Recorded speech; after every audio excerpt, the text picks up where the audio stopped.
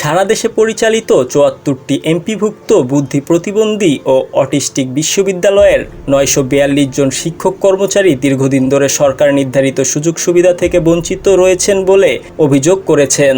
জাতীয় বেতন scale, pension, time scale, increment সহ ন্যায্য প্রাপ্তির দাবিতে তারা বুধবার ২৩শে জুলাই মানববন্ধন ও সংবাদ সম্মেলনের আয়োজন করেন। জানা গেছে, এসব বিশেষ বিদ্যালয় ১৯৭৮ সাল থেকে বেসরকারি উদ্যোগে গড়ে ওঠে এবং ১৯৯৯ সালে জাতীয় প্রতিবন্ধী উন্নয়ন ফাউন্ডেশনের অধীনে আসে। বর্তমানে প্রায় ১৪,০০০ প্রতিবন্ধী শিক্ষার্থী এই বিদ্যালয়গুলোতে শিক্ষা ও প্রশিক্ষণ নিচ্ছে। তবে শিক্ষক কর্মচারীদের অভিযোগ, ২০১৫ সালের জাতীয় বেতন স্কেল ৩ বছর পর ২০১৮ সালে কার্যকর হলেও তখনও ২ বছরের বকেয়া দেয়নি কর্তৃপক্ষ। উপরন্তু বেতনের একটি অংশ ২০% সিপিএফ হিসেবে কেটে রাখা হলেও তার সুনির্দিষ্ট ব্যাখ্যা বা হিসাব পাওয়া যায়নি। একজন প্রধান শিক্ষক বলেন, আমরা সবচেয়ে অবহেলিত শ্রেণীর শিশুদের নিয়ে কাজ করি, অথচ আমাদের টাইম স্কেল নেই, ইনক্রিমেন্ট নেই, অবসরের পর পেনশনও মেলে না। শিক্ষকরা অভিযোগ করেন, ২০১৯ সালের বিশেষ শিক্ষানীতিমালায় স্পষ্টভাবে বলা হয়েছে সরকারি সুযোগ সুবিধা পাওয়ার কথা, কিন্তু বাস্তবে কিছুই মিলছে না। এমনকি অবসরপ্রাপ্ত অনেক শিক্ষক খালি হাতে প্রতিষ্ঠান ছেড়েছেন। ২০২৩ সালের জাতীয় প্রতিবন্ধী উন্নয়ন ফাউন্ডেশন আইনে খসড়া অর্গানোগ্রামে ৭৪টি বিদ্যালয়ের নাম অন্তর্ভুক্ত থাকার কথা থাকলেও তা রাখা হয়নি। এতে ভবিষ্যতে কোনো সরকারি সহযোগিতা পাওয়া নিয়েও অনিশ্চয়তা তৈরি হয়েছে।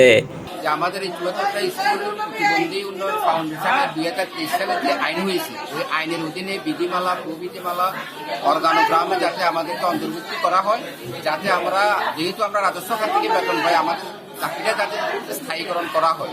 তাহলে আমরা দীর্ঘদিন চাকরি করতেছি, আমাদের কোনো ভবিষ্যৎ কিছু নেই, আমাদের কোনো পেনশন নাই, আমাদের গ্র্যাচুইটি নেই, আমাদের কোনো কিছুই নাই।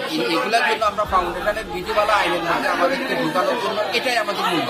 সরকারের কাছে শিক্ষক কর্মচারী যে দাবিগুলো উপস্থাপন করেছে সেগুলো হলো: ১. ফাউন্ডেশনের আইন ২০২৩-এর বিধিমালা ও অর্গানোগ্রামে এমপিভুক্ত বিদ্যালয়ে অন্তর্ভুক্ত করা। ২. ২০১৫-১৬ ও ২০১৬-১৭ অর্থবছরের সম্পূর্ণ বকেয়া বেতন প্রদান। ৩. ৯৪২ জন স্থায়ী শিক্ষক কর্মচারীর নাম বোর্ড সভায় উপস্থাপন। ৪. ২৫% বকেয়া উৎসব ভাতা প্রদান। ৫. সিপিএফের টাকা ৬ মাস পরপর নিজস্ব ব্যাংকে প্রদান। ৬. অবসরপ্রাপ্তদের পেনশন ও গ্র্যাজুইটি নিশ্চিত করা। ৭. টাইম স্কেল, পদোন্নতি ও ইনক্রিমেন্ট বাস্তবায়ন। ৮. প্রতিবন্ধী বিদ্যালয়ের বার্ষিক পরিচালনার ব্যয়ের বাজেট বরাদ্দ। ৯. শিক্ষকদের ইন্ডেক্স নম্বর প্রদান।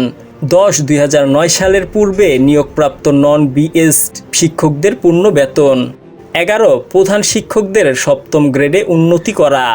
১২. শিক্ষক কর্মচারীদের বদলির সুযোগ চালু করা।